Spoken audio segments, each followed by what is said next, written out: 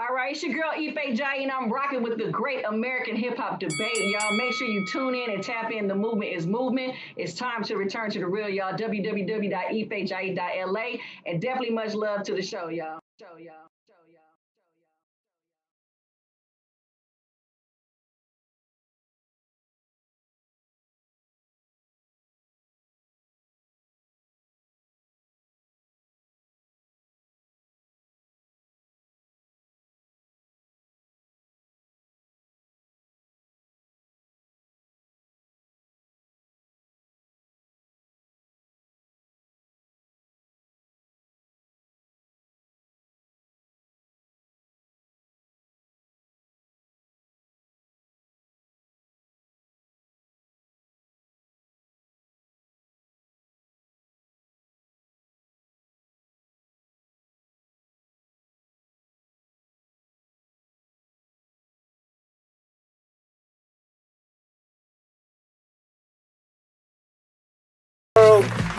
Episode 55 of the Great American Hip Hop Debate Podcast. I am Brother Burnz. To the left of me, I got the brother VS. Let's go, baby. VS to the OP, you know what it do. Got a special guest. Absolutely. On the check-in, we got brother International Blood. What's going on? Reporting live from the West Coast. I see it. Left Coast, baby. I see the red. I see the banner. I like it. Yeah. And checking in straight Fire. from Cali, West Coast MC, real black girl movement leader, I want to say. Yes. Yeah. Founder, philanthropist, hip hop mom, Activist. and the first ever female guest on the Great American Hip Hop Debate Podcast. Congratulations. Clap that up. Much props. Absolutely. Golf clap. We got Ife Jie in the house. Welcome. Right on. Thanks for having me, y'all. This is honor. This is definitely an Welcome. honor. Welcome, sister. Welcome. Yes. Yeah, It's right our on. pleasure. Thank you. Our pleasure. We started the show off with African Dance. That's a song by Ife Jie. I was telling Dope brother song. VS my bar is I used to run from the drums. Yeah. Uh-huh. You know what I mean? I like what you did right there. Yeah, real shit. Damn. Were you in fact at one time afraid of the drums? Absolutely. Yeah. Intimidating. Afraid of the mic almost? No, I'm not afraid of the mic. You know, African drums got a different kind of resignation, man. Those frequencies are really intense. And, you know, when you don't grow up around stuff like that and you hear it for the first time, you know, it's almost like, ooh, what's happening? You know, and those cadences can get real rhythmic and just trance-like, man. And I was a little like, what's going to happen next? You know what I mean? Yeah, I fell in love with it over time. That definitely comes across on that track. The different flows, the little almost whisper flow. Yeah. I really like that, as a matter of fact. Give thanks. Yeah. Like Thanks. your bars just dance all over the track. You know what I'm saying? It's not. It doesn't have a steady cadence. It just keeps dancing up and down, up and down. It's beautiful. Yeah. Right on. I appreciate that. When we rock that in Atlanta, man, I get so much love playing that song or performing that song. It's always good vibes. Like, That's literally. fact. Yeah. It's really fly. It seems like the production is done well, but it seems like it almost complements you as opposed to the opposite. So it's like it's going with you, you know? It's crazy. It's a dope track. Right on. I appreciate the love. Yeah. And the video also very fly, very Afrocentric. I like that it's not. It's some of it is shot like black and white or like Sepia. like gray tone or something, Yeah. right? Yeah. Yeah. The dude who produced that, who directed that video, his name is Artemis Jenkins. He's a really dope photographer, just creative out in Atlanta, Georgia. And we actually hired some of my homegirls who are professional African dancers to dance in that video. Wow. So shouts out to Giwa and Mata. They're an all-woman dance group in Atlanta. And they just did their thing and brought the costumes and the energy. And it was a lot of fun. We literally shot it at Kennesaw State Park. Oh, You know? okay. Okay. Yeah, that's dope. Yeah, it was like Yeah. an open field. That was real dope. Yeah, definitely. The energy comes across on that Give joint. thanks. But let's go back before that. Let's go all the way back to the beginning, to the genesis of Ife Jie. Right on. Through our research, we learned that music is in fact in your DNA. Yeah. You are not the first musician of the family. No. I am not. I'm actually sitting by my father's piano right now, right? So I keep it in Oh, my wow. Yeah, this is a classic 73 Fender Rose. And y'all know that thing sing, man. It got a whole nother soul to it when you play that type of music, you know. So I grew up listening to my dad just get it in, you know, like really, really, really represent for the music. And, you know, just watching him do his thing as an artist. You know, there was a moment in LA where revolutionary culture was a big deal. And my father was a part of that era. So they were always using music to start some shit. Right. to deliver the message. Beautiful. Yeah, exactly. And, so and now you carrying on the torch. You carrying on his torch. Yeah, it's really an honor too. You know, I didn't know that was gonna be my journey, but you know, you become your parent, so it was all good in this case. Yeah, eventually, right? Did Pops We teach all you do. to play the piano, or were you self-taught just watching him? Yeah, so a little bit of both. So my dad played the piano. He taught himself how to play the trumpet, and you know, for the most part, I took lessons as a child, but eventually I just started playing by ear. You know, and my father's thing was more so about the feeling of music. His band was called Mawakal. Okay. And that name comes from the Sufi Muslims. They have a concept that says like when music is played, a spirit literally is like conjured. And they call that the muwakil, right? Right. So I remember growing up knowing that it was about the feeling of the music. And my dad was self-taught. So I did take lessons at some point, but eventually I just started to play off of what was feeling right and, you know, just by ear. You know, I still be tinkling and trying to teach myself stuff still to this day. You feel me? So. Right. That was going to be my next question. Do you still play? Oh, hell yeah. Matter of fact, the song that's on the EP that we're getting ready to drop on the 21st, one of the songs called Back in Time, I originally wrote on the piano. And another one of the songs that we did, Return of the Source, that one was also started on the piano, you know, and then I would take the melody into the lab, and Ralo was such an amazing producer. He would literally transform these simple melodies on the piano to these awesome beats that you get to hear now. You know what I mean? So yeah, hell yeah, I stay with the piano. You gotta keep tapped in, you know, to the authenticity of the music. Right. That's dope. And like I said, it's in your blood, so it Yeah, comes right naturally. Is there, Any hopes of like an Alicia Keys type track where you singing and playing the piano at the same time?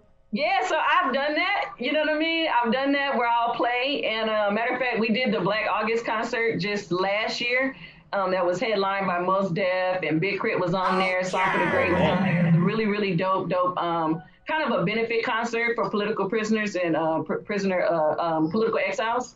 And on that particular set, I played the piano, had my guy Lyndon Wise on the drum, and you know, it was a nice little vibe. You know, so yeah, when I can get it in, I'll pull out the piano and do a little. No you know, doubt. Yeah, for sure. so, That's what's up. is there any other maybe instrument you're interested in, like learning how to play or anything like that? Yeah, like the drum kit drums. You know what I mean? If I really were to take on another instrument, you know, I love that. You feel me? I think I can actually get at it. You know, I be messing around a little bit, nothing major. Yeah, but you know, music, I think, is one of the things that people always assume hip hop artists don't do. Exactly. You know what I mean? Right. I don't really play. Yeah. You know, It's real not music. instruments. Yeah. We did all of that. You know what I mean? We did all of that. So it's definitely a nice collaboration between live instrumentation and performing. It was ironic is that usually when I perform, I don't perform with the DJ. If I really have my preference, I have a live band. You know what I mean? And that shit is magical, bro. When you put hip hop with a real drum kit, a real bass guitar, a real beat, you already know you move the crowd in a whole different way, bro. So That's that unplugged situation. Come on. Yeah, I live for the live instrumentation of and performing with live instruments for sure. I at one point I would even go instrumental, just for that essence and that quality, and just pull my tambourine out. Yeah. Yeah, for real. That's what's up. No, that's Yeah. dope. That's real dope. Pops wasn't the only artist in the family, correct? Say it again. Pops, he wasn't the only artist in the family. I'm not sure who you referring to, but Mom's was a creative too, no? oh yeah, Mom was definitely a creative. Mom wasn't a musician, but my mother sold clothes and braided hair. So I have a clothing line because I sat up and watched my mom sew all the time. You know what I mean? And literally, my mom would take she didn't do patterns. she would take like blankets and sheets and basically like make dresses out of sheets, you know what I mean? And just random stuff. So she like made all my homegirls' prom dresses, and she was that lady, you know what I mean? All right. So, Yeah, so I learned how so to sew, the hustle from both parents. Oh, hell yeah. You know, growing up in LA, there was a certain era. You feel me? Like, you had to get it. You had to have multiple hustles. And, you know, unfortunately, my parents were the ones that kind of swam and didn't sink. You know what I mean? Right. So, yeah, I give thanks. But, yeah, the definitely the creativity came from my mother as well. I braided hair for years. I had a shop in Atlanta. And then, you know, I just started having a everyday African clothing line, where I'm really just kind of tailor making African clothes for people to encourage them to, you know, get into the culture a little bit more. Right. Yeah, so I've been a sewing machine too. And you've obviously worn a lot of your clothing in your videos. Yeah, so this is one of my, I do custom fedoras as well. So I made this, and then I have fedoras on in my videos, and then I do have my own clothing line, Return to the Real, with my logo. Okay. And so you see that in some of the videos as well. I think in the Get Off video, I have that on, and a couple of Yeah, that Get Off video. I love that Get Off video. That's a dope ass video. Oh, give thanks. Benny Marquez, man, he's been really holding me down with the videos lately. We were talking about that earlier. And you do most of the not fashion. What's the word? Styling for the videos. That's all you. Yeah, so initially it was, but recently I just got hooked up with a woman named Tara Williams, and she's been working as a stylist for me. She's a very, very, very good woman, and she's kind of started to see more of what I can get into, you know what I mean? So she's been kind of, the last 2 videos, she's been styling me for that. But for the most part, it was on me for a long time. Yeah, nice. But I'm blessed now to start having support. Right. For a long time, you know? That's how you know you're moving up. Yeah. It's always easier with a team, you know? Oh, hell yeah. Especially when people know what they're doing. Like, she's really, really good. The video we're getting ready to release on the 21st, Return of the Source, she killed it, you know, We went to Melrose and picked all kind of stuff out, and she just was really, really awesome at bringing these looks together. So I can't take no credit for the last video. That's all her. But no, she's definitely staying within the aesthetic that you had already created. True. You know what I mean? And it doesn't stray from what you were doing, and it comes together, you know, wonderfully. Yeah. Yeah, I appreciate that. You know, it always was important to me to see images that Black girls can reproduce. You know, like when I was growing up, I would see images of women, and it was like, I could never get my hair quite like that. Right. Or I couldn't dress quite like that. You know what I mean? Like, I could never it wouldn't quite roll over for me. So it's important to me. I'm like, I want somebody to be able to duplicate that shit if they really are fucking with it. You know, so if it's wearing my braids in a certain kind of way, or, you know, slicking my hair back in a ponytail, just stuff that's like, yeah, she can look just like that too if she was really feeling it, you know what I mean? Right. So that's super important to me. Yeah, no, that's what's up. That's dope. Else, you know? To have something tangible, that's dope. Yeah. That was actually, that was one of my questions on whether or not you had a stylist as well. Good question, Burnz, because, you know, you got that Rhonda Wade girl look in one scene, and then the next scene you got like the blue lipstick, or like the African garb. So it's very powerful, you know, every scene is powerful. Now, but you know what's dope though is that you mix the African garb, but you got the jeans on too. That too, yeah. You know what I mean? To me, that's real fly. You know what I mean? You're able to mix both cultures, you know, real dope. Yeah, it's who we are. It don't have to be an either or. You know what I'm saying? We don't gotta wear African clothes because it's Black History Month. You feel me? You know, it's a part of who we are, bro. So I hope to portray that. And just like the music, it's just blending of genres. You know, putting all your influences, everything, all your influences together and mixing them up and coming out with what we're coming out with now today, which is good music, you know, and a great message as well. Absolutely.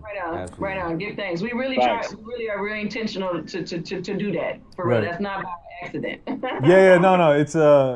It's obvious that the message is meant to be positive and uplifting to the women and to the girls especially.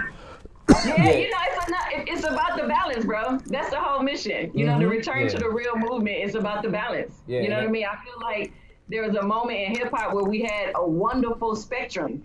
Right, you know, from really gutter shit to, you know, pop that coochie. You know what I'm saying? It's so much in between though. You feel me? Like it was enough variety where it was a little bit of something for everybody.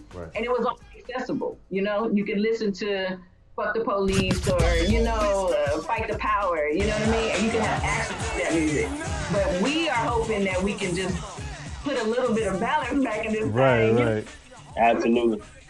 Y'all know what it is. No, Yeah. Nowadays, the negative gets all the spins and all the streams all the and stuff. attention, You know what I basically. mean? All the attention they get put on the forefront. Like this It's is what you bottom should be heavy listening. right now. This is what you should be listening to. This is how you should dress. This is how you should act. This is how you should talk. And it's not really like that, you know.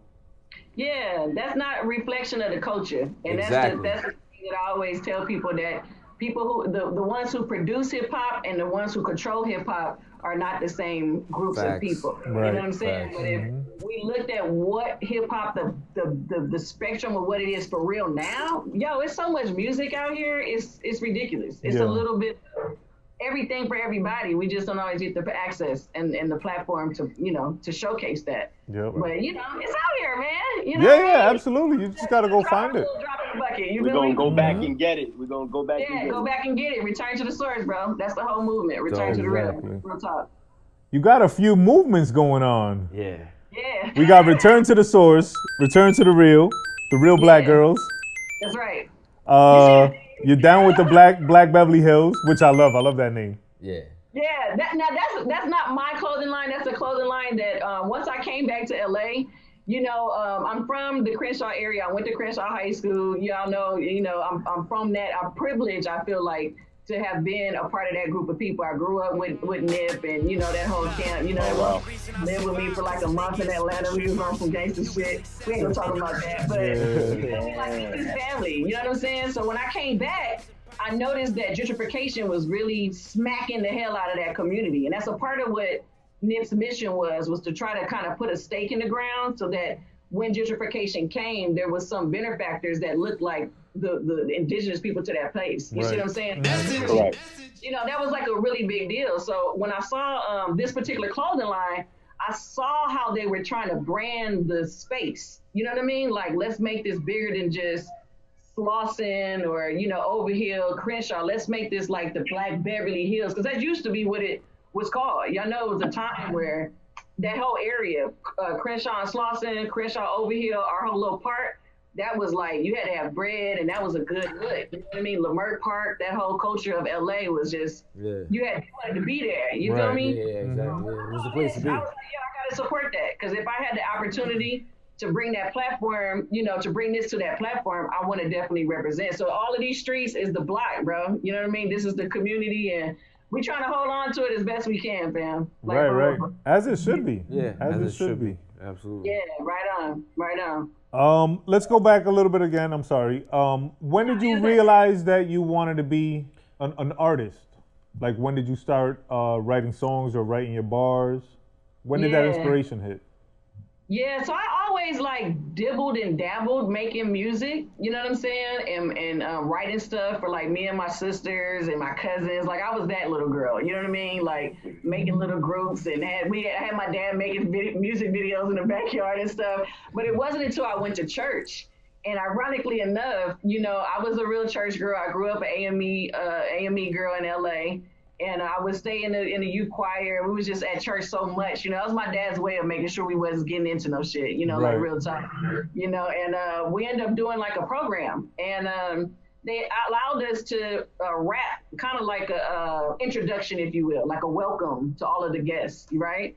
And my director gave me the opportunity to spit the welcome. So I get on the microphone, and I started flowing, and the cadence of it just kind of got away from me, and I started feeling like, yo, this shit funky as hell, because it's different when you get on the mic. Y'all know that. You feel me? And then the pastor's son, he ended up getting on the drums, and because the flow was like really evident, right? So he got on the drums, he ended up starting to play, and that synergy was like, I literally felt chills go up my spine. And ever since then, bro, I had a microphone addiction. I was like, yeah, I got to be able to do this in a real motherfucking way, because this shit feels too good. And the crowd was loving it. And then you got to think about a whole bunch of old church niggas, Yeah. Wow. Now, at that time, who were you bumping? Yeah. You said what? At that time, who were you listening to? Oh man, let me tell you, the first album I ever memorized was Murder Was the Case That They Gave Me. You know what I mean? Damn, gangsta. Listening to Snoop, you know, I'm all into the Dog Pound shit, you know, all that whole culture was like super in my ear, you know, but I grew up listening to all kind of stuff, PM Dawn, you know, Far Side, Tribe, you know, all of that type of stuff. And then I end up really getting influenced by like Sting and the Police and Peter. Oh, they're my favorite. You know what I'm saying? Like, Yo. all kind of just because it's the feeling. You know what I mean? Yeah. You turn on some of that music, and that shit go hard. You feel me? They So do.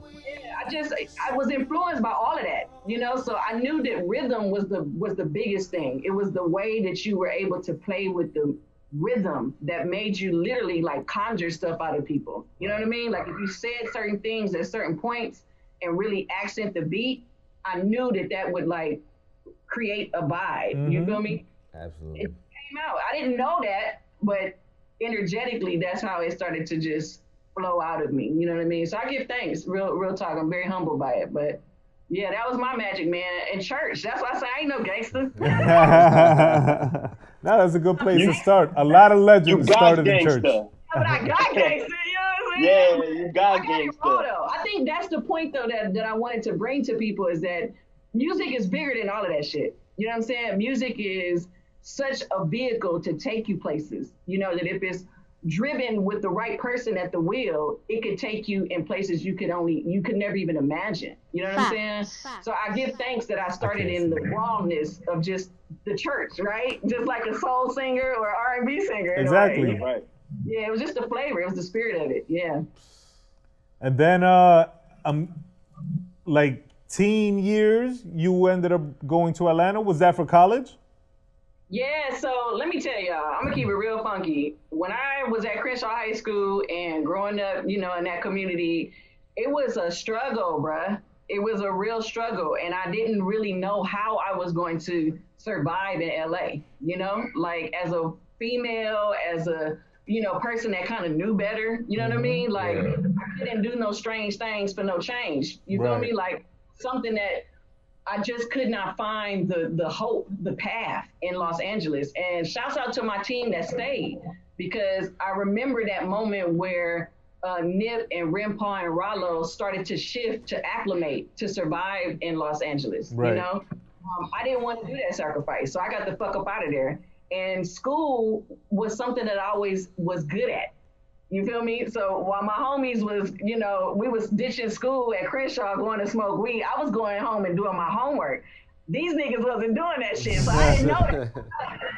I thought that we was all gonna like graduate and all of that, but I ended up graduating like number 8 in my class, and I didn't know that that's not what everybody was doing. I thought that was a part of it, you know? So school was something that was super easy for me, you know? And my dad invested in us going into a private school called Marcus Garvey Elementary on 54th Street, right in the heart of South Central Los Angeles. So I was bred by revolutionaries and that whole conditioning of thinking, you know? So I got the fuck up out of LA. I was like, man, I don't know what the hell I'm gonna do, but this school shit, I applied for 2 schools. I got rejected to one, and then I got accepted to the other. So I ended up going to Morris Brown in Atlanta, and that's how I got the fuck up out of LA. Like, legit. Hey, that was the move, though. We won't mention the school that rejected you, but Morris Brown, that's an HBCU, correct? Yeah. Yeah, it was HBCU. And truth be told, the school that rejected me, I ended up going back, and I ended up getting 2 master's degrees and a bachelor's degree from that school. So, Whoa, props to you. There you go, bro. Absolutely. Yes.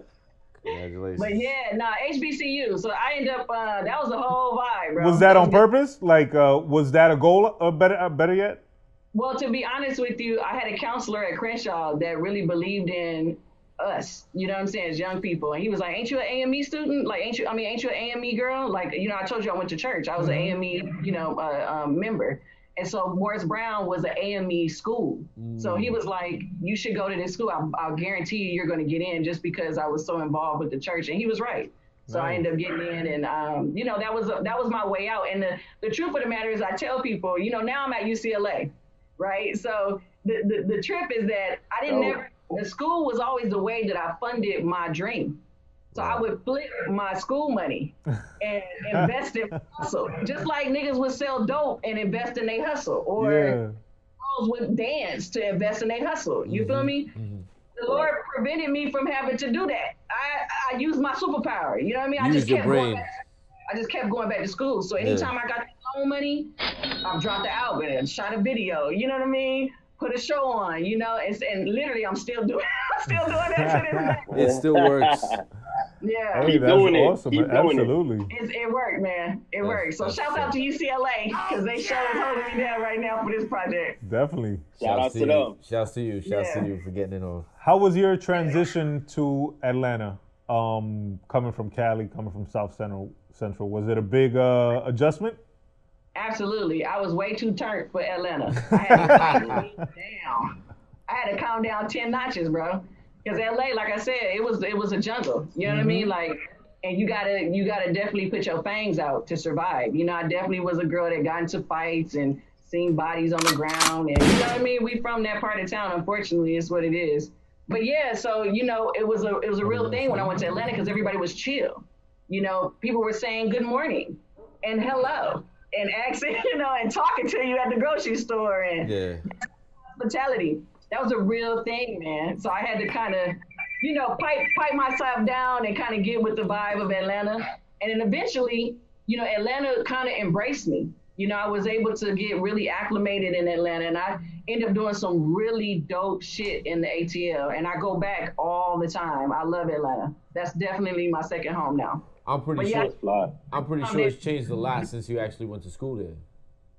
Yeah, it's changed a lot, but I think as an artist, the one thing that's always been consistent is that Atlanta shows love, man. You know, people are very supportive of people that are creatives in Atlanta, you know, and I have a lot of cool friends that have been able to just pursue their passions. You know, one of my homeboys, like I said, Artemis Jenkins, he photographer. He ended up doing some really cool things and having his art in really magical places.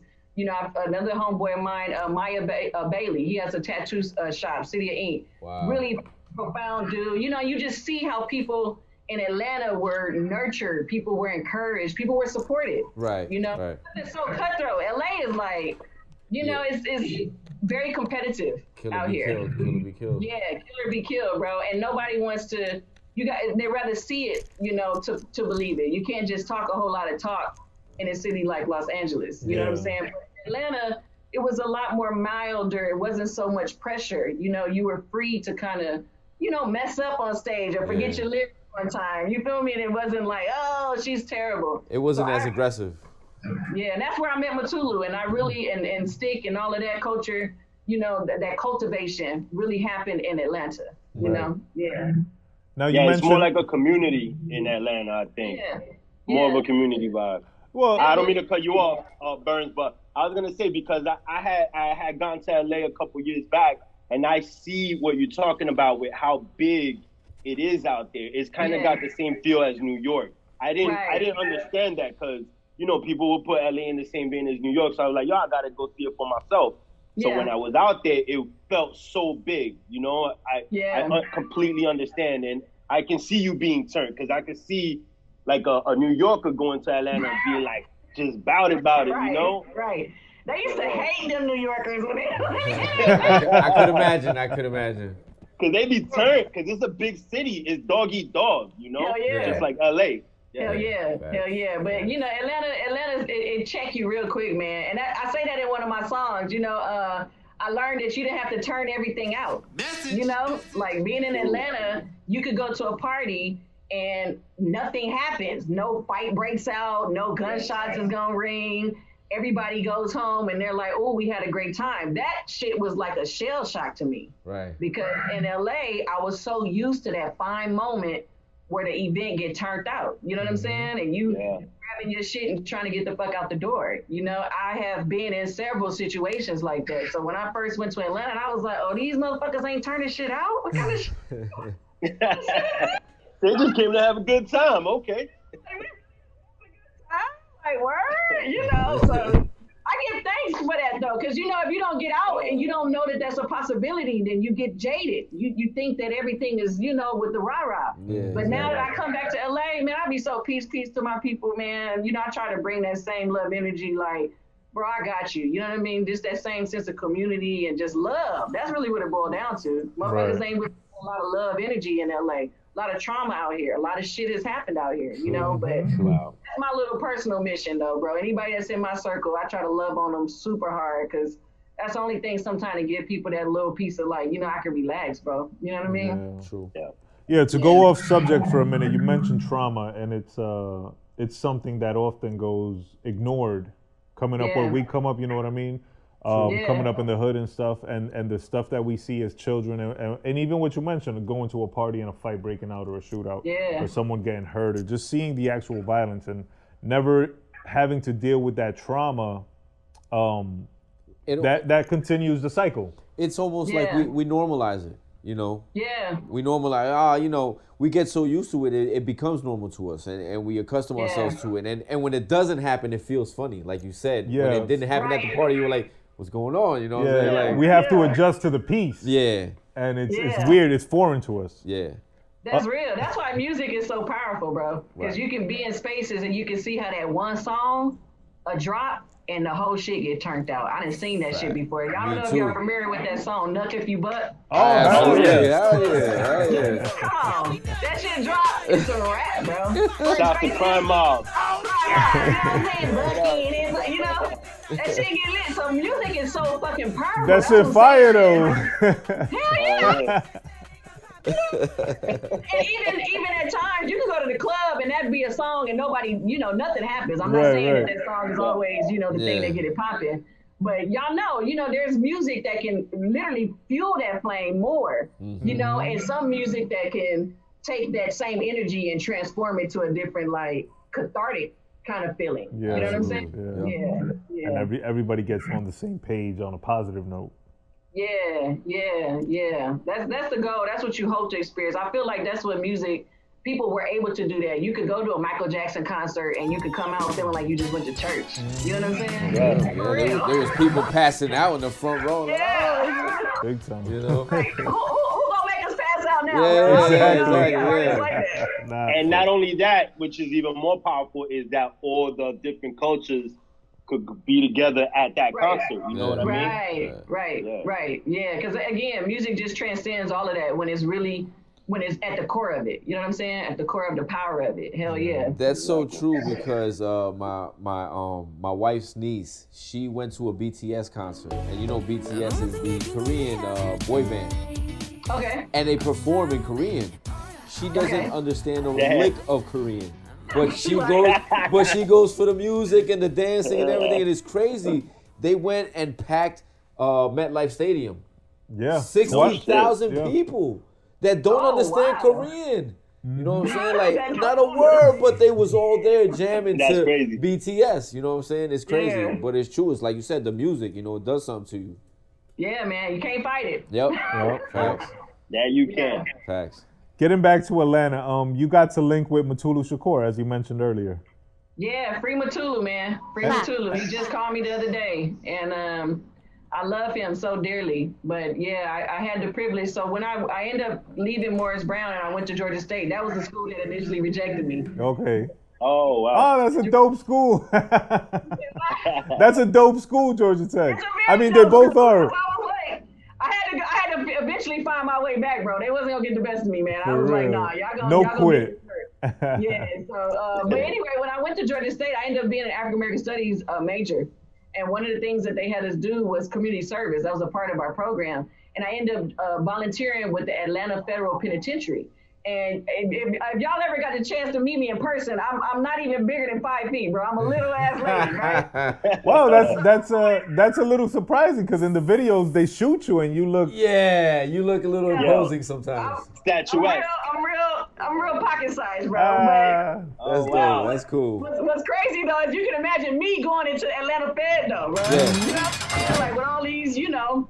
All of these, you know, but it was a life-changing experience because that's when I met Mutulu. He was a prisoner there at Atlanta Federal Penitentiary, and at the time, Mutulu had that prison slick on lock. You know, he had favor from the warden, the correctional officers, and he was able to basically get with Georgia State and partner with them to bring volunteers into the penitentiary to do programming. And we would do like classes, have like Kwanzaa, you know, a lot of African Because y'all know Mutulu, how he get down, you know, so he was bringing all of that flavor in there. And then me and Mutulu, we just stuck like glue, bro. Like, for real. And to this day, right?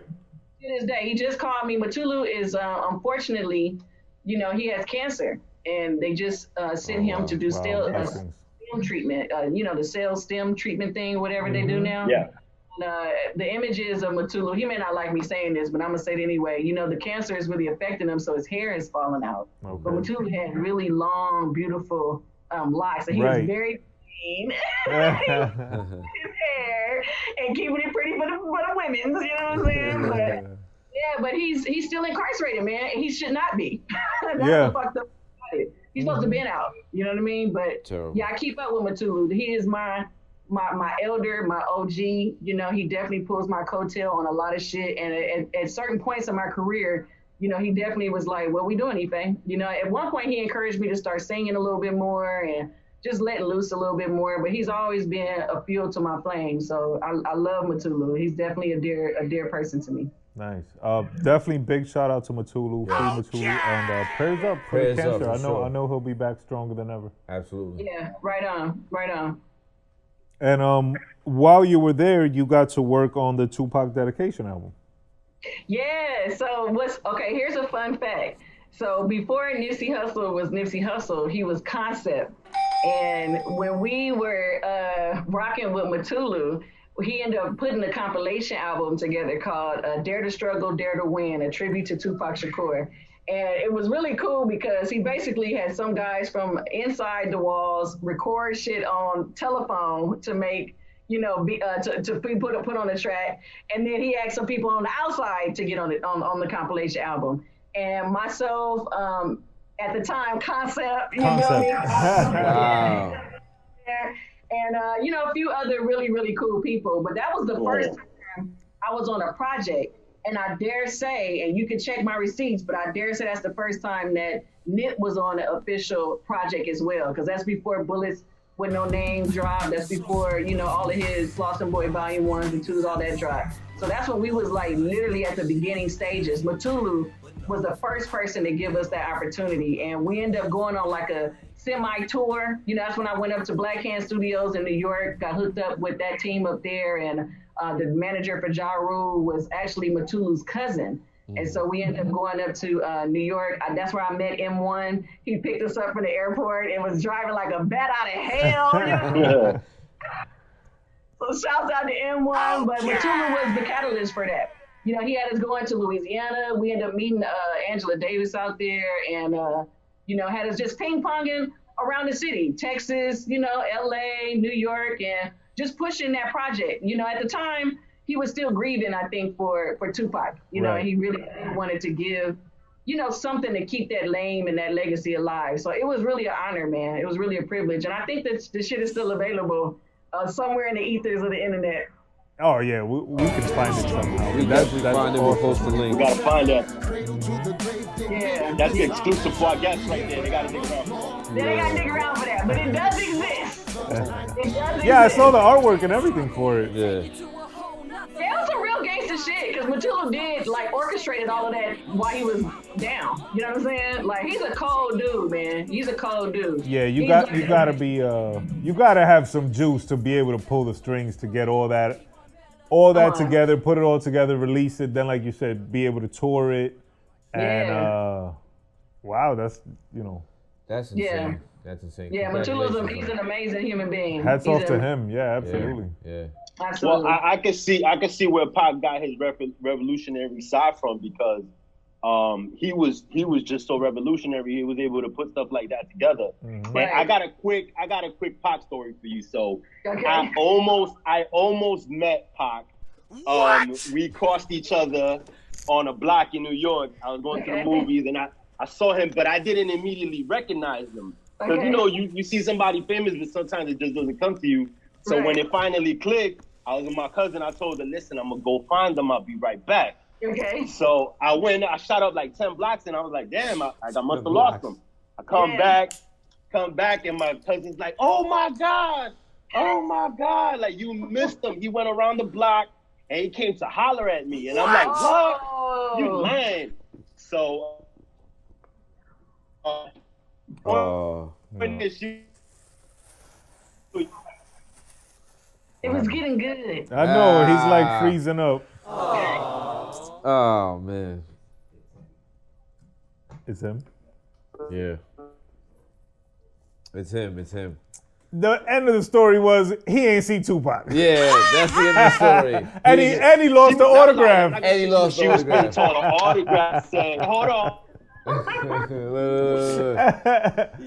Yeah. He ain't get to see The Tupac. moral of the story is He this ain't get guy no autograph. He ain't get no wasted picture. a He minute ain't of get our nothing. lives with this whack ass story. Nah. Yo, fix your Wi-Fi. Oh, look, we lost him. Yeah, He'll we're be back. gonna wait for him to come back. Okay. He'll be back though. He'll be back. He just pops in, right? Yeah. I don't got no Tupac stories. You got a Tupac story? Nah, Tupac. I wish I did have a Tupac story. Yeah. All right, until he comes I back. do have a Tupac story. Do you? Share, Yeah, please. Yeah, go ahead. Are you willing to share? So I told you I went to Marcus Garvey Elementary School in Right. LA. Right. And I was a teeny little girl. And at the time, Tupac had a manager who was a part of an organization that my family has been a part of for many years, the Malcolm X Grassroots Organization. And his manager, his name is Watani Taihimba. And what's ironic is Watani is the person who's actually pushing the wheelchair when Pac got shot and he was coming out of the hospital. Oh. Okay.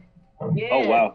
When I was a little girl, I didn't really know Tupac. I knew Watani because of the family ties to the politics. You feel me?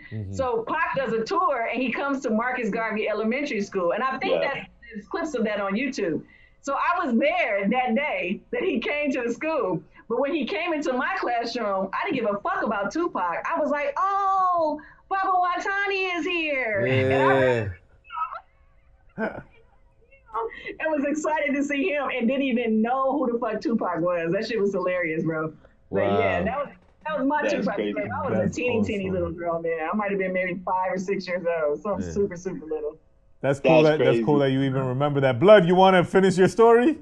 Yeah, man, I lost connection, man. So, damn, I'm sorry to keep you in suspense so long. So anyway, the autograph said, Peace Fernando, which is my government, right? Peace Fernando, be strong, Tupac with a big 2.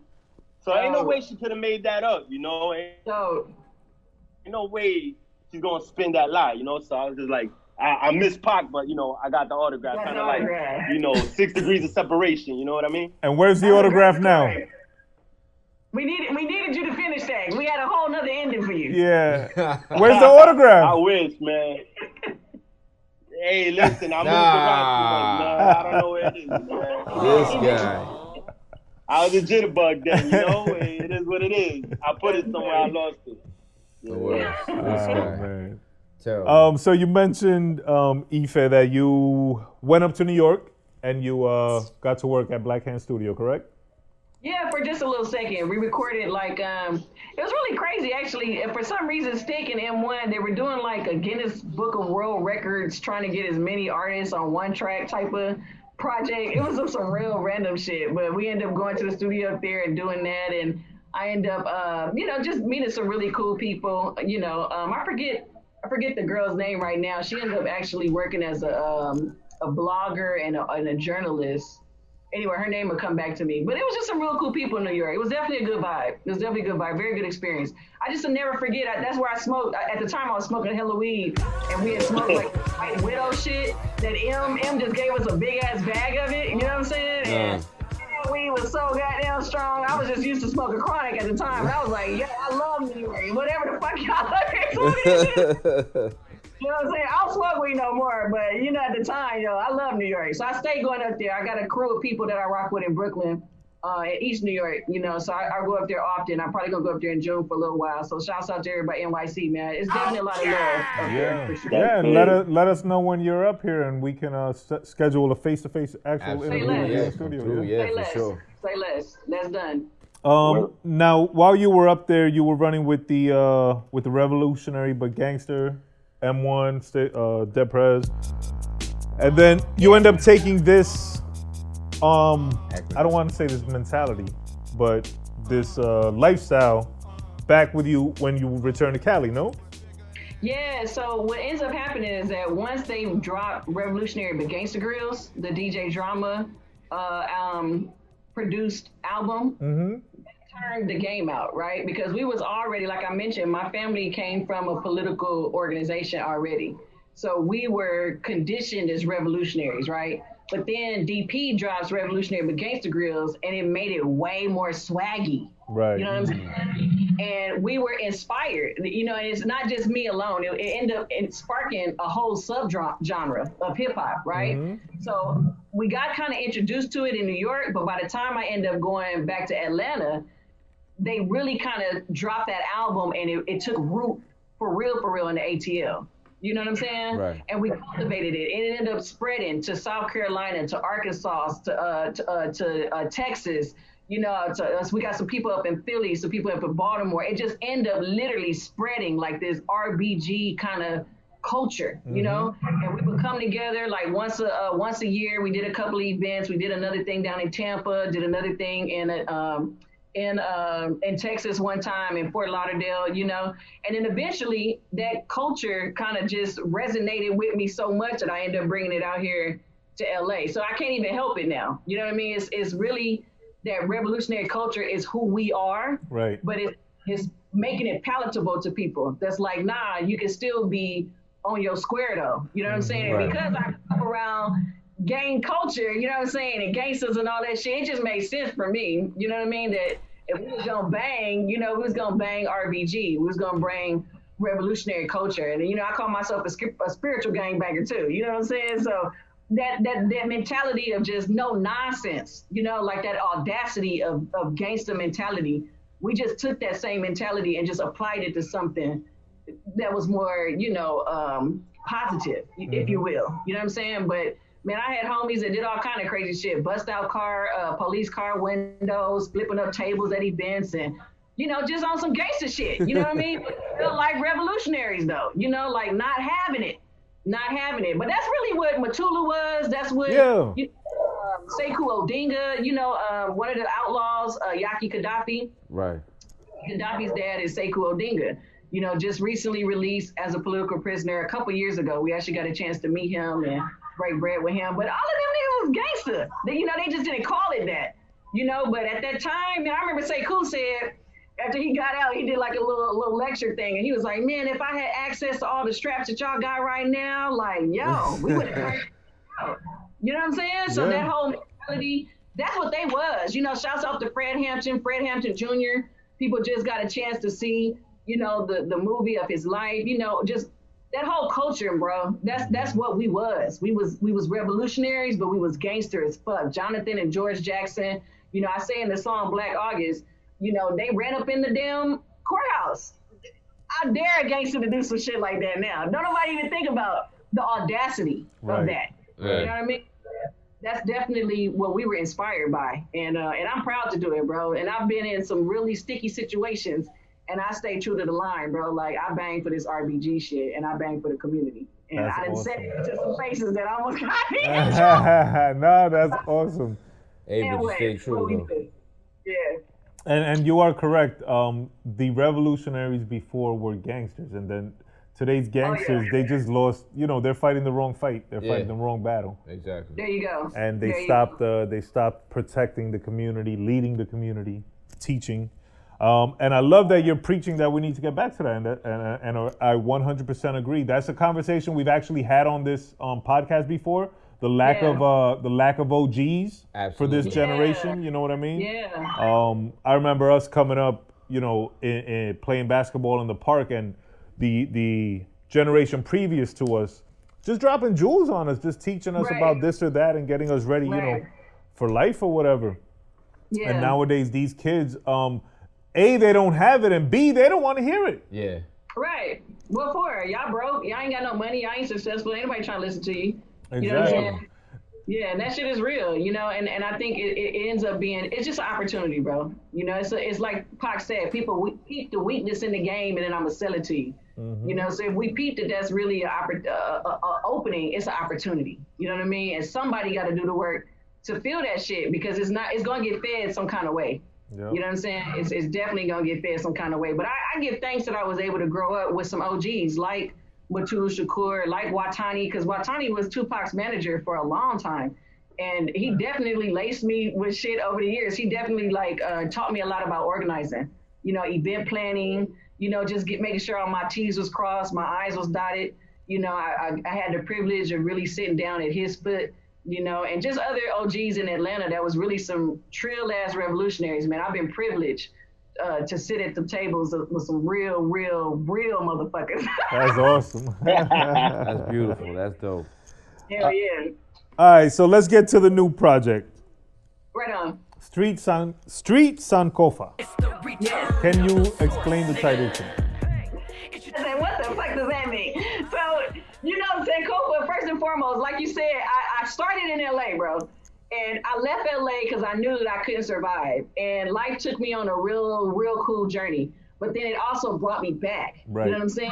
And I never knew how I was going to come back. But energetically, I knew that I needed to come back. Mm-hmm. And so that whole concept of returning to things, of looking back where you were so that you know where you need to go. That's an African concept called Sankofa.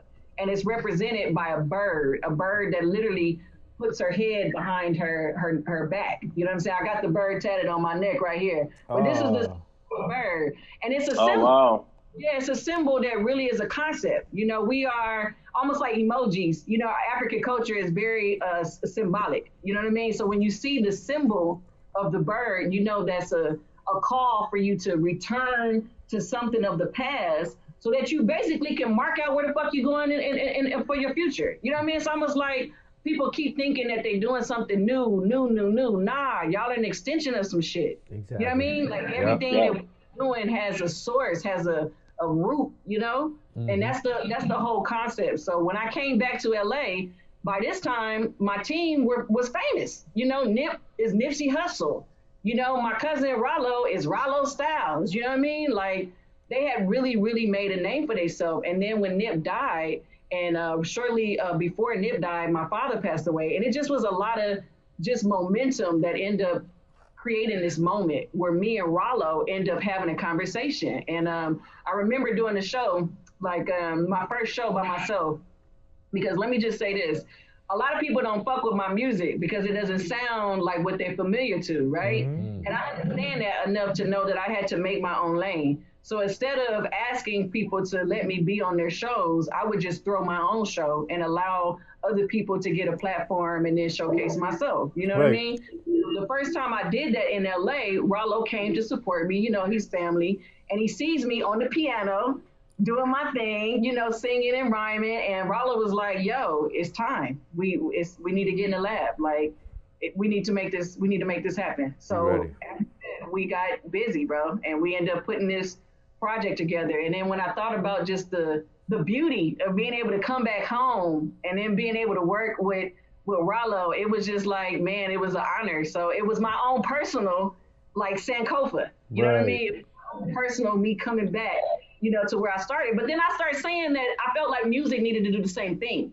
The streets needed to do a Sankofa. We needed to go back and get some of the shit that was really dope about who we were and not forget that. You know what I mean? Mm-hmm. So whether it was the commitment to the gangs being able to hold us down as really warriors in our communities, or if it was just the balance of making sure that this music wasn't going to be too far to the left or too far to the right. There was something that was magical about hip hop, bro, that made it so successful in the first place. It was a synergy, it was a power, it was a beauty, bruh. And I really was just inspired. That's a part of what I go to school for. I'm getting my doctorate degree and I'm teaching people how to use hip hop in the classroom, to help children, do good in school, basically, and just find more connection with school. Mm-hmm. But I realized that the culture itself, I got a book chapter that's coming out called For the Culture with another group of people. But I used to research what's called Africanisms in hip hop culture. Just why we wear the grills, why do we stand in circles? That shit comes from such a rich history, bro. So my whole movement was like, yo, let's not forget where the fuck we came from, bro. Because when you look at the music right now, you see it, you like it, but it's missing something. It's something that's not quite hidden. like it used to. You feel me? Mm-hmm. And that's my man. Go back. You ain't got to recreate nothing. Just remember who the fuck we was as a culture, as hip hop, as people who put all of our heart and soul and passion into this genre. You know what I mean? Like, let's not forget that that's what made us great. Because if we're gonna take this culture 20 years from now, this shit gotta look a little different, bro. It gotta look a little different, man. Yeah. You know, we don't have to make it up. We just have to remember who the fuck we are. And that's period. That's what you as an individual, like, don't forget who the fuck you are, bro. Yeah, straight up. No, but it's true. And the culture, big time. The culture. I mean, culture. That's the essence of our magic. You know what I mean? Know thyself. You feel me? So yeah. Because to the casual listener, like, obviously mainstream is what they see, and if you look at mainstream hip hop culture, it looks nuts. It looks retarded. It looks crazy. Yeah. It's just not balanced. That's my charge. You know, it is what it is. Yeah. I just don't think it's balanced. You know what I'm saying? I want to be able to see a little bit of everything. Right. You know, and it's just so much that's out there. It's no excuse. Exactly. You know, but yeah, that's 3 Sankofa, man. So that's the title of the project, and I'm really excited because this is the first time that I have one producer for one entire, you know, project that could really create like a sound and a feeling cohesively. Right. You know, and so I'm really hoping that people feel the music. So far, so good though. I've been getting a lot of good feedback, so I'm really excited to drop this bomb. Yeah, absolutely. That was actually going to be my next question. If Ralo had produced the entire project, he produced the entire project from the top to the bottom. You know, like I said before, 2 of the songs, I actually sat at my piano, made a riff, and then I came in the lab and was like, I call him because we family. I have many nicknames for him. But you know, I came into the studio and I'm like, make something magical out of this shit. This shit is dope as hell. You know, what can you do? You know, and he would literally just sit there and he would create something out of nothing. And I saw this man take pieces of things and just, man, that dude is amazing. So it was wonderful being able to be in the lab with him. And just, we was up, like one song we recorded so close, literally about 3 o'clock in the morning and one tape. That's the first and only tape. We never stopped the recording or nothing. That's raw, straight through shit. But he made it sound so good. I was like, we don't need to do nothing else. You know, Ralo's magical, man. Shouts out to Ralo Styles. Yeah, absolutely. Shouts out to Ralo Styles. And when does the project drop? 3, 2, 1. March 21st is dropping. We're going to put it out on the Dallas Austin distribution platform, which I'm really excited to support. You know what I'm saying? Dallas Austin is a really, really dope person in the industry. Y'all know that his reputation is just, you know, beyond. You know what I mean? Another Atlanta legend. Yeah, when I peeped that he was, you know, starting his own distribution company, I was like, yo, I believe in putting my money where my mouth is. You feel me? So instead of going to, you know, TuneCore or DistroKid or something like that, I was like, I'm finna fuck with Dallas Austin. You know what I'm saying? So I'm excited to work with him, man. You know, his platform is super, super user-friendly. It's really dope, and it's going to be on all major platforms. And then, of course, people can always go to my website, www.ifejie.la, and they can get it off of there, too. But we finna drop a bomb, man. We're gonna drop a video as well for Return to the Source. So I'm really pumped. Absolutely. Congratulations, and everybody make sure you go out and support on 321 Absolutely. Street Sankofa. Go stream that. Go stream that. Now, shouts to Dallas Austin, yo. He's a genius. Yeah, absolutely. Very dope person.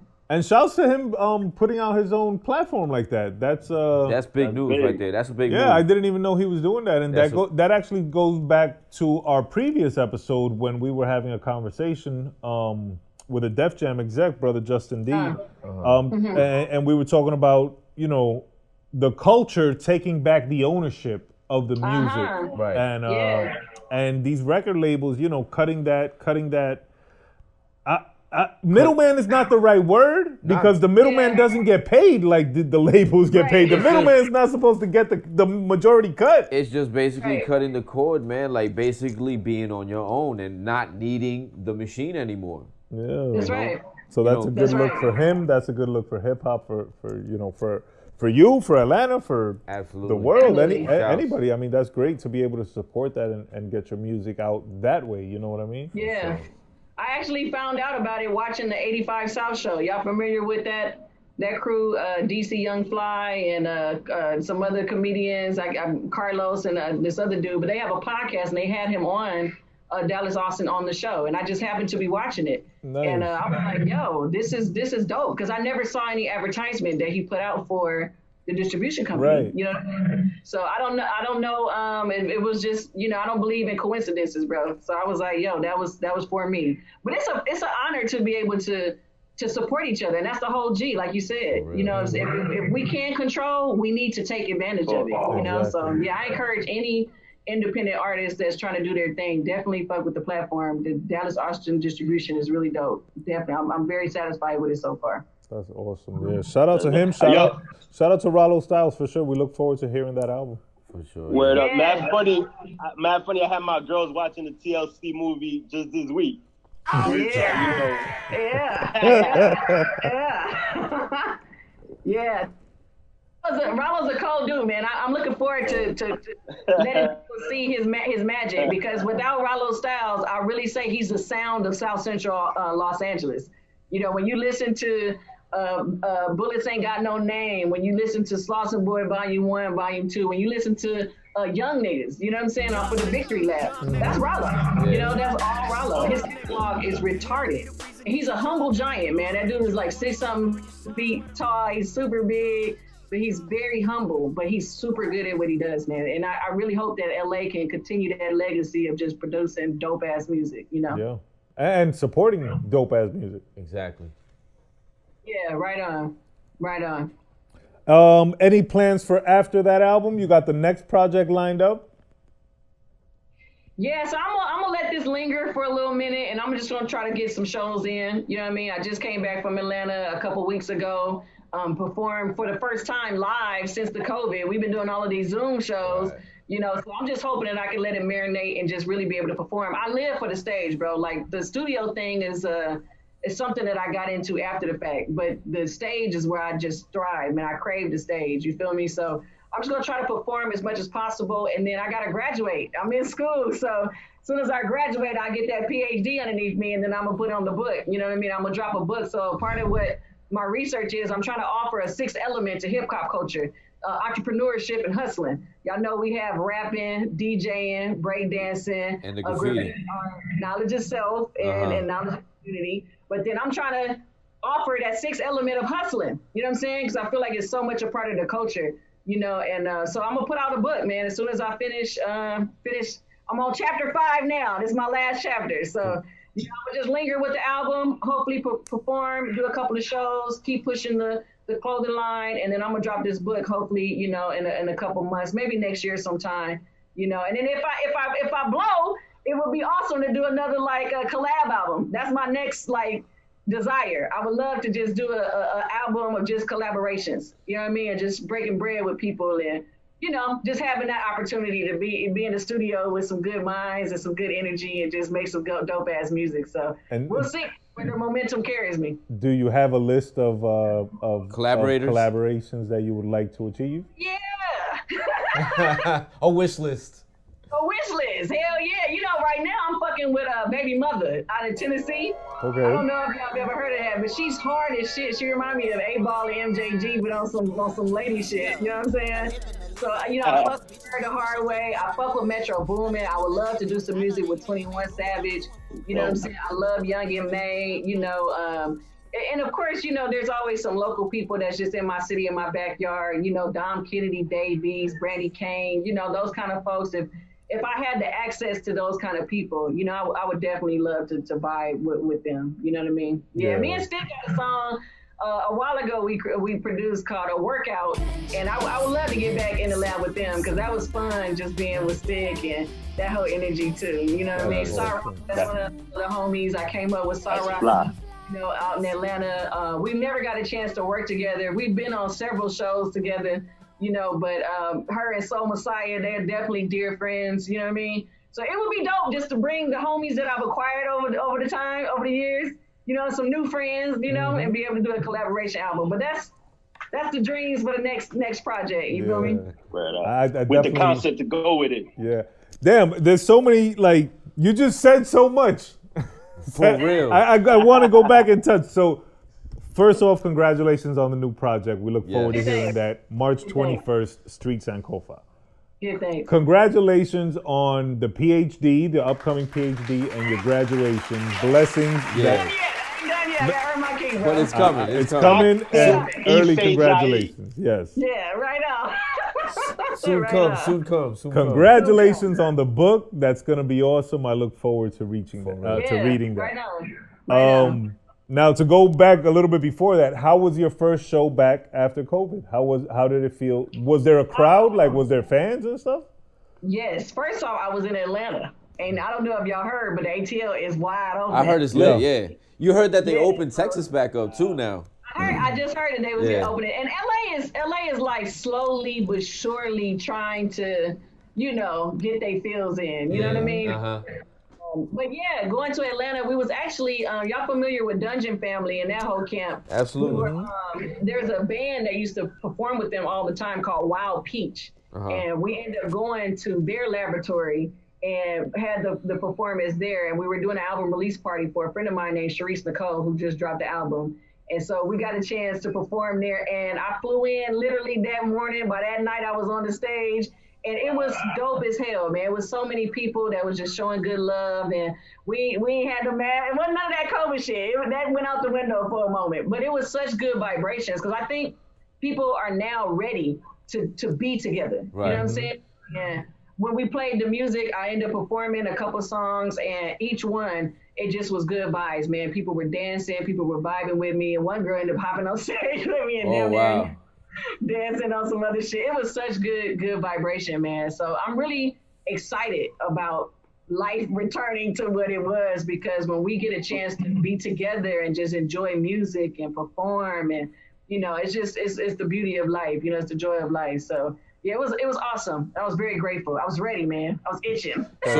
So you definitely believe that like they'll open up and like you'll be able to do like nationwide touring then within the next year or so, right?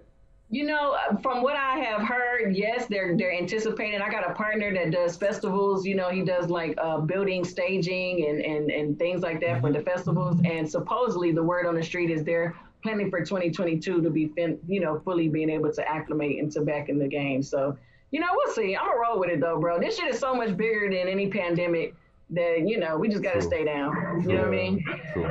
And I agree totally what you say with when we finally get back to it. Like, I think the energy will be different with humans like lacking that interaction. Yeah. For sure. And then the music unifying, and then I just foresee the energy being multiplied and just being that positivity just being spread and being bountiful to all, hopefully. Absolutely. For sure. That's what I'm hoping, man. So far, so good, though. I've heard of other artists that have really been doing their thing and having really good experiences, performing. I know Mike Epps just put some on his Instagram that they're back on tour doing some, some comedy thing, live shows, so everybody is ready, man. We ready, hopefully. I think this opportunity to have been still for so long and now getting back in the game, I hope that people can discern a little bit better about what really feels good. You know what I'm saying? Because we've been so isolated in our own little bubbles. I'm really hoping that people will be more attracted to things that are, this feels good. This feels right. You know what I mean? This feels more like what it's supposed to feel like. You know what I mean? So we'll see. Yeah. Like you said, like I you look always forward say to that, that. like that balance, get back to that balance, balance. bro. And I try to be very intentional not to say positive and negative because that's all relative. You know what I mean? What Right. I think is positive might be negative as fuck to you. Right. One thing we can always agree on is balance, bro. Nobody can ever fight balance. Yep. You know what I mean? So as long as we can get there, we good. Not too far this, not too far that. No doubt. Absolutely. No doubt. Let's get into 10 shots with VSOP. Okay, yeah. right. I'm lit. I love shit like this. Basically, this is just 10 quick questions based on past episodes and stuff. So Okay. we'll start off with, let me see. All right, cool. We'll start off with number 10. Here we go, 10 shots. Number 10, Big L or Big Pun? Big Pun. All right, no doubt. Number 9, Primo or the RZA? The RZA. Oh, shit. All right. Number 8, Juice, Menace to Society or Boys in the Hood? Menace to motherfucking society. All right, no Gangster. doubt. Number 7, Bad Boy or The Rock? I think I'm gonna go to rock. Yeah. All right. I think I'm gonna go to rock. Number 6, Iron Man or Purple Tape. Only built for Cuban or only built for Cuban links. I'm gonna go Iron Man because I don't know what the fuck that other thing is. No doubt. Number 5, G Unit, D Block, or Dipset. I'm gonna say G Unit. T. I fuck with 50. All right, no doubt. Number 3, Lauryn Hill or Mary J. Blige. Lauryn Hill all day, every day, baby. All right. Number 2, best era in hip hop, the 80s, the 90s, or the 2000s. The 90s. All right, and number 1, the one that started it all, Biggie, Jay-Z, or Nas. Tupac. Oh. Good answer. That's the first time we get Tupac. That's awesome. The first. Yeah, hey. Yeah. It took a woman. Left Coast. It took a woman. You see. But Ife, I know you. It must have been that you didn't hear him. I know you know what the Purple Tape is. You said the Purple Tape? Yeah. I don't know that. Raekwon's first album, the Purple Tape. I wasn't on Raekwon then. I'm still a little baby. I don't know everything. Okay. So you got to go back and study. I that. gotta do some homework. Y'all gave me some homework. Absolutely. Some homework. Right on. I'll take it. But what else was it? Oh, the RZA. You said the RZA like how I would say the RZA anytime I'm asked that same question. Yeah. Yeah, the RZA, nigga, of course. That's what I'm reading. So how about the RZA or Dr. Dre then? Because I know here, West Coast legend. Well, that's hard. That's not this. That's like pineapples and oranges, man. But Dre. I love Dr. Dre. I'm gonna have to say Dr. Dre because I was raised more on that sound. You know what I'm saying? I didn't get into Wu-Tang and all of that until I got a little older. You feel me? But you hear that walking down the block. A Dr. Dre beat. You feel me? True. Yeah. Correct. Hey, but listen That's to the awesome. Purple Tape because the RZA goes crazy on it. True. Say less. Yeah. I'm gonna put it on as soon as we get off. Yeah. Oh, that's awesome. That's awesome. You said Lauryn Hill over Mary J. Like no question. That was another one that was like, nah, Lauryn Hill, no question. I love Lauryn Hill, man. I'm so influenced by her flavor. I love Lauryn Hill. I got a chance to see her perform, and even seeing her perform, it was like, that whole shit. When she showed up in my show, I saw Lauryn Hill perform. You feel me? Wow. But she's magical. But I love Lauryn because she's always bigger. You ever heard that song she got, Black Rage? Black Rage. Was that on the soundtrack? Man, it was not. It wasn't on the soundtrack. It was like, like an isolated song that she did, on some, just responding to the culture, the politics at the time. But it's stuff like that makes me fuck with Lauryn Hill. And check it out if y'all ever get a chance to. It's just, man, don't nobody do it like she do it when she talk about something beyond just love and, feeling good. When Lauryn start talking about that real shit, man. She definitely has a way with it. Now we got some homework. Fact. Yeah, for sure. Now we got homework. There you go. Boom. Thank you. So we breaking bread. Just her album title is revolutionary. The Miseducation. You know what I mean? There you go. Yeah. And Lauryn definitely be on some gangster shit. That Black Rage song. I just recently got hit to that one, and it just made me even more of a fan. I was like, this is why I fuck with her. This is exactly why I fuck with her. Yeah. And shouts out to my homegirls Oshun. They just got off a tour with her. And was able to break bread with her and do that thing too. So much love to that whole camp. Yeah, those absolutely. are my see. Yeah. That's one show that I would like. Wow. Like before my time comes, I definitely want to try to catch Lauryn live, for sure. and hopefully she actually shows up and performs. Stop talking about Lauryn Hill, man. She show up.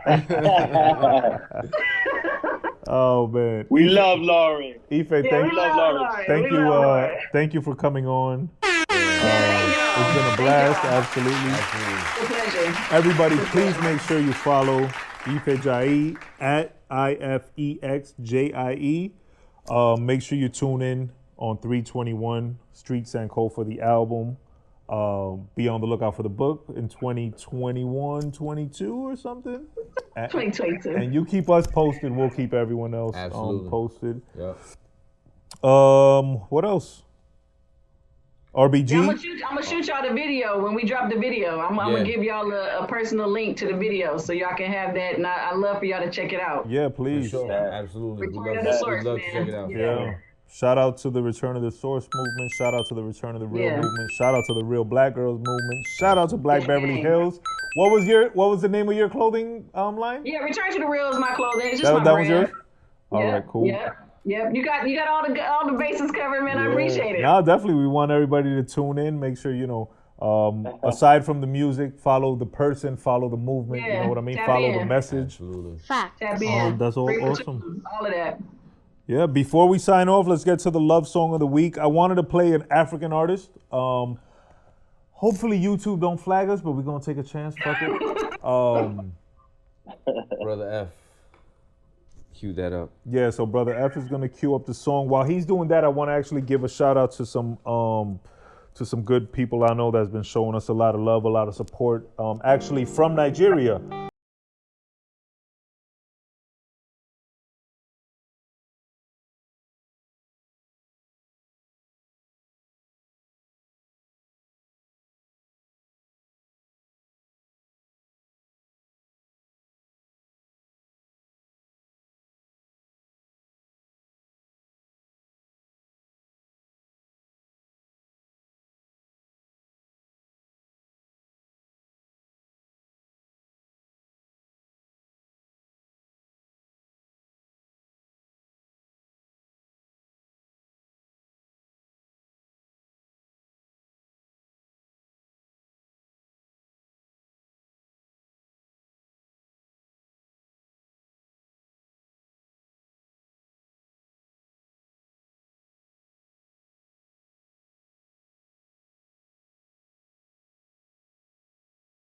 Deadass Worldwide.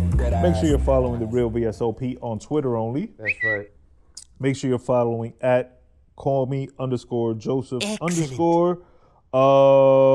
No sponsors this week, but shout out to everybody for tuning in. Shout out to all the listeners. Ife Jie, once again, shout out to you. Thank you for coming on. Thank you so much. Brother BS, you got to sign off for the people. You know what it is, VS to the OP, Last Breath Entertainment all day, every day. We here, baby. Go check out that Houthi video, man. That shit hilarious.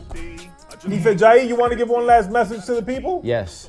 Man, just support the movement. The movement is moving, y'all. You coming or nah? You know what I'm saying? Tap in, ifejie.la.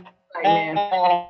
And when you come out to Brooklyn again, let us know. And if we ever are on the West Coast, we'll let you know for sure. For sure. Definitely.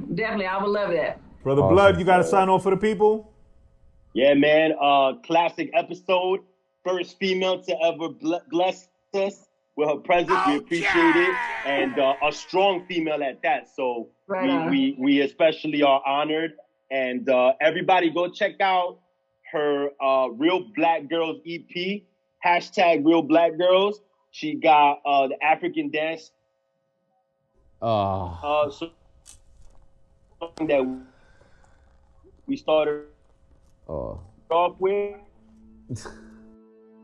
Brother Blood, the Wi-Fi on the PJ keeps coming in and out. I think you flying above the ocean again. Yeah, for sure. International waters. She ripped it on that shit. No doubt, F.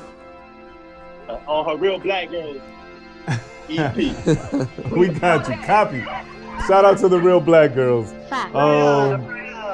Much love, man. Absolutely. Thank you once again. To all the listeners, as always, chin up, chest out, carry yourself with honor, carry yourself with pride. This has been episode 55 of the Great American Hip Hop Debate Podcast. Somebody hit my music. So.